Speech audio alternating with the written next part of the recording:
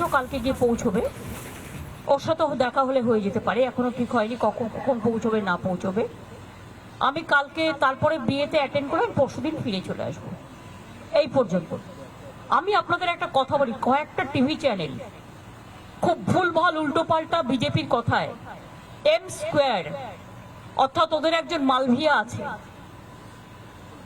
M square বলতে আমি কি বোঝাচ্ছি আপনারা বুঝে নিতে পারছেন না। যা কীর্তি করেছে, কীর্তি ও কেলেঙ্কারি, যা বাংলার সংস্কৃতিতে খাপ খায় না। বাংলা কেন, দেশেরও নয়। 2021 সালের একটা ঘটনা নিয়ে কোন একটা টিভি চ্যানেল, যদিও এটা মুকেশজির TV channel, I am sorry to say, এখানে আমি কোনো কম্প্রোমাইজ করি না। 21 সালের ঘটনা নিয়ে আমার ইলেকশন ড্যামেজ করবার জন্য গত 72 ঘন্টা ধরে একতরফা ভাবে একই নিউজ দেখিয়ে গেছেন। অথচ সেই সময়টা অর্জুন সিং ওখানকার এমপি ছিলেন এবং যারা করেছিল তারা কিন্তু অ্যারেস্ট হয়ে এখনো জেলে আছে। যেমন আমি আজকে একটা ঘটনা দেখলাম ভাইরাল করছে, রানীবাদে একজন মারা গেছে, সব মৃত্যুই দুর্ভাগ্যজনক। আমি খোঁজ নিয়েছি, নিয়ে জানতে পারলাম ওটা একটা ফ্যামিলি ম্যাটার, পার্সোনাল এনিমিটি। সেটাকেও ইট ইজ নাথিং পলিটিক্যাল, তাও পুলিশ যে অ্যাকশন নেয়, পুলিশ অ্যাকশন নেবে, এটা পুলিশের ডিউটি। গত পরশুদিন একটা দেখুন, এতগুলো ইলেকশন হয়ে গেল, এতগুলো বুথ, মাত্র একটা বুথে একটা ইনসিডেন্ট নিয়ে এবিপি আনন্দ সারাক্ষণ কাল 24 ঘন্টা ধরে দেখিয়ে গেছে। আর কোনো খবর নেই, একটাই খবর, তৃণমূল দেখলেই জব্বর খবর। আর যে মানুষগুলো শান্তিপূর্ণভাবে ভোট দিল, একটা মানুষ ভুল করতে পারে, হাজারটা নয়, সেটাও মানুষ নয়। আমি বলবো যদি কেউ করে থাকে তার বিরুদ্ধে অ্যাকশন হবে।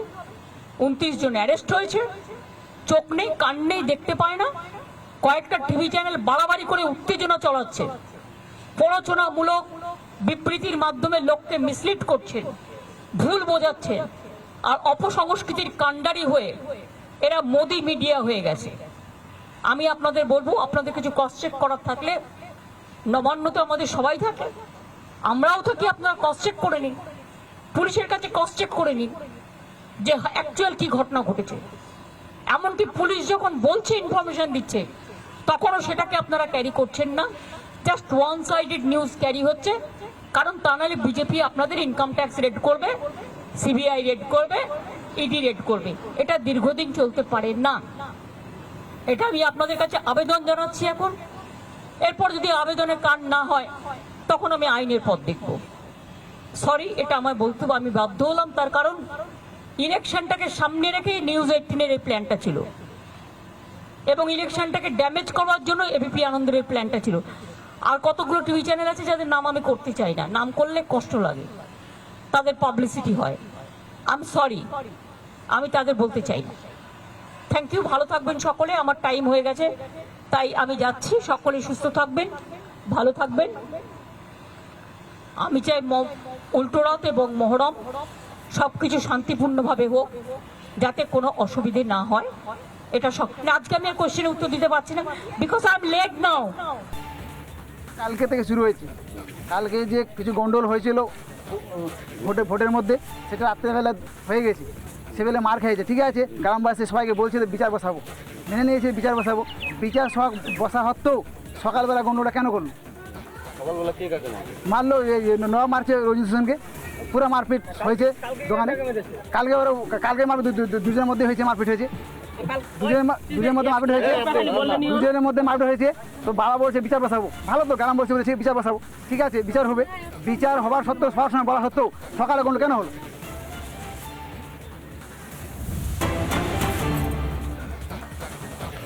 নজর রাখবো উত্তরবঙ্গের পরিস্থিতির দিকে। ভারী বৃষ্টিতে জলমগ্ন বামনগোলা, জলের তলায় মহেশপুর চাঁদপুর, ভেসে গিয়েছে চাষের জমি, আতঙ্কে এলাকাবাসী। এই মুহূর্তে মালদহের সেই ছবি আপনারা দেখতে পাচ্ছেন। জলমগ্ন বামনগোলা, জলের তলায় ভেসেছে মহেশপুর চাঁদপুর এলাকাও, ভেসে গিয়েছে চাষের জমি পর্যন্ত। আতঙ্কে রয়েছেন এলাকাবাসী। ভয়াবহ পরিস্থিতি মালদহের একাধিক এলাকায়। একটানা বৃষ্টিপাত চলছে উত্তরবঙ্গের জেলাগুলিতে। আলিপুরদুয়ারেও একই ছবি। মালদার ছবি এই মুহূর্তে আপনারা দেখতে পাচ্ছেন, জলের তলায় বামনগোলা, মহেশপুর, চাঁদপুর। একবার আপনাদের আলিপুরদুয়ারের ছবিটাও দেখাই। আলিপুরদুয়ারে ভারী বৃষ্টিতে বিপর্যস্ত একাধিক এলাকা। কালচিনিতে একাধিক বাড়িতে ধস, আতঙ্কে বাড়ি ছেড়ে অন্যত্র আশ্রয় নিয়েছে বেশ কয়েকটি পরিবার। বৃষ্টিতে জলমগ্ন আলিপুরদুয়ারের একাধিক এলাকা। যে কোনো মুহূর্তে বড় ঘটনা ঘটতে পারে, দুর্ঘটনা এমনটাই মনে করছেন স্থানীয় বাসিন্দারা এবং তার জেরেই যথেষ্টই আতঙ্কে রয়েছেন তারা।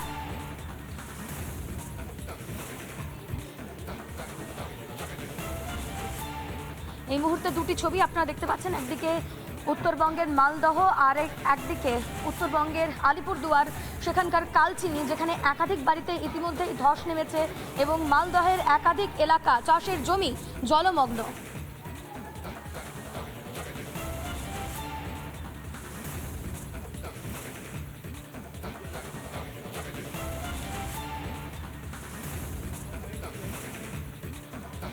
অগ্নিমূল্য সবজির বাজার, যেখানে কাঁচা আনাজের দাম একেবারে উচ্চ গতিতে এগিয়ে চলেছে, সেই জায়গা থেকে মুখ্যমন্ত্রী মমতা বন্দ্যোপাধ্যায় তিনি বৈঠক করেছেন এবং বাজারে বাজারে টাস্ক ফোর্সের তরফ থেকে হানাও দেওয়া হচ্ছে।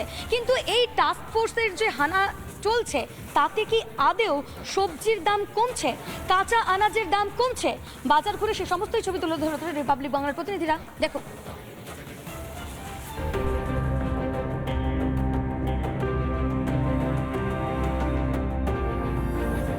বাজার দর নিয়ন্ত্রণে আনতে মঙ্গলবারই টাস্ক ফোর্সকে ময়দানে নামার নির্দেশ দিয়েছিলেন মুখ্যমন্ত্রী। বুধবার টাস্ক ফোর্স বাজারে বাজারে অভিযানে নামতেই বেশ কিছু জায়গায় কমেছিল সবজির দাম, কিন্তু বৃহস্পতিবারই দাম যে কে সেই। বিগত কয়েকদিনের অভিযানেও কমেনি দাম, ক্ষোভ প্রকাশ ব্যবসায়ীদের। টাস্ক ফোর্স যতই ঘুরুক না কেন পাইকারি বাজারে দামটা কমানো যায়নি। এখন পর্যন্ত কমানো যায়নি। মালের দাম বেশি, মালের যোগান কম, এই জন্য অসুবিধা হইতেছে। দাম কমেছে না, দাম বাড়ছে চাষির কাছে। আমাদের কই লাভ হচ্ছে? আমরা 28 টাকা কিনা 30 টাকা বেশি লাভ কই। বৃহস্পতিবার সকাল সকাল মানিকতলা বাজারে অভিযান টাস্ক ফোর্সের। গত পরশুদিন মুখ্যমন্ত্রী নবান্ন থেকে কড়া বার্তা দেওয়ার পর অবশেষে মাঠে নেমেছে রাজ্য সরকারের টাস্ক ফোর্স। মানিকতলা বাজার সহ বিভিন্ন বাজার পরিদর্শন করছে। রাজ্য টাস্ক ফোর্সের আরও বেশ কিছুটা আগে ময়দানে নামা উচিত ছিল। কেন পাইকারি বাজার থেকে খোলা বাজারে এসে সবজির দাম বেড়ে যাচ্ছে তা খতিয়ে দেখা হচ্ছে বলে জানিয়েছেন টাস্ক ফোর্সের সদস্য রবীন্দ্রনাথ কোলে। কিছু কিছু আইটেম যেটা হোলসেল মার্কেটে কম, রিটেল মার্কেটে ডবল দামে বিক্রি হচ্ছে, এইসব আমরা হতে দেব না। সেভাবেই নির্দেশ দেওয়া হয়েছে। যারা করছেন, যেসব ব্যবসায়ীরা এগুলো করছেন, তারা ভুল করছেন। জেলাতেও চলছে অভিযান, কোথাও টাস্ক ফোর্স, কোথাও পুলিশ। দ্রব্যমূল্য বৃদ্ধির মাঝে অগ্নিমূল্য বাজার দর, বাজারে গেলেই মাথায় হাত সাধারণের। প্রচুর দাম, এখন দামে জিনিস কিছু নেওয়া যাচ্ছে না, এত দাম বেড়েছে। রোজ দিনের দাম বাড়ছে। প্রতিদিন যখনই কিনতে আসছি আজ 20 টাকা, সেই জিনিসটা 25 টাকা হয়ে যাচ্ছে। কাল আসছি আরো নতুন দাম। 10 দিনের সবজির দাম কমানোর নির্দেশ কি তাহলে লোক দেখানো? বাজার দর নিয়েও রাজ্য সরকার দ্বিচারিতা করছে। আম আদমি কবে পাবে স্বস্তি? রিপাবলিক বাংলা।